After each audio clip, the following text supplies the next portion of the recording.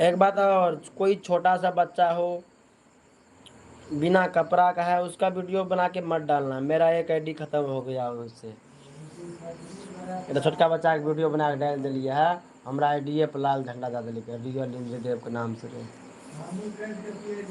7,000 subscriber ओहो पर सफाइए खत्मे भए गेलै। कोई भी बच्चा हो छोटा सा, जैसे कपड़ा पहना हो उसका वीडियो बनाना है, वैसे छोटे बच्चे को मत बनाओ। अब बनाते हो तो उसके साथ में रहो, कपड़े पहना हो उसका वीडियो बनाना चाहिए। जैसे कपड़े नहीं पहना हो, कोई बच्चे आजकल कपड़ा नहीं पहना रहता है, उसका जो वीडियो बना कोई डाल देता है ना, तो उसमें इशू आ जाता है। तो कॉपीराइट तो दे ही देता है, वो लाल माइनस का लाल निशान का चिन्ह आ जाता है। उससे उसको लेकर 1 साल के लिए उस चैनल पे कुछ नहीं हो सकता, या चैनल हटा भी देता है।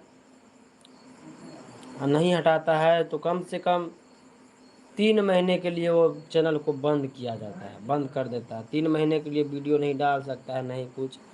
मेरे एक चैनल है उसमें भी ऐसे ही हो गया था। मैं बच्चे को, छोटा छोटा बच्चा था 3-4, एक बच्चे को ये ऐसे कटा हुआ था, बहुत अच्छा बच्चा था।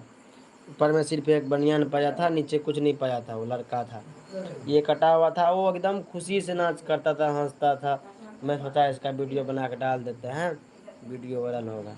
वीडियो बना के जैसे ही डाला, उस वैसे ही मेरे वीडियो को हटा दिया, कॉपीराइट दे दिया और लाल झंडा का निशान दे दिया।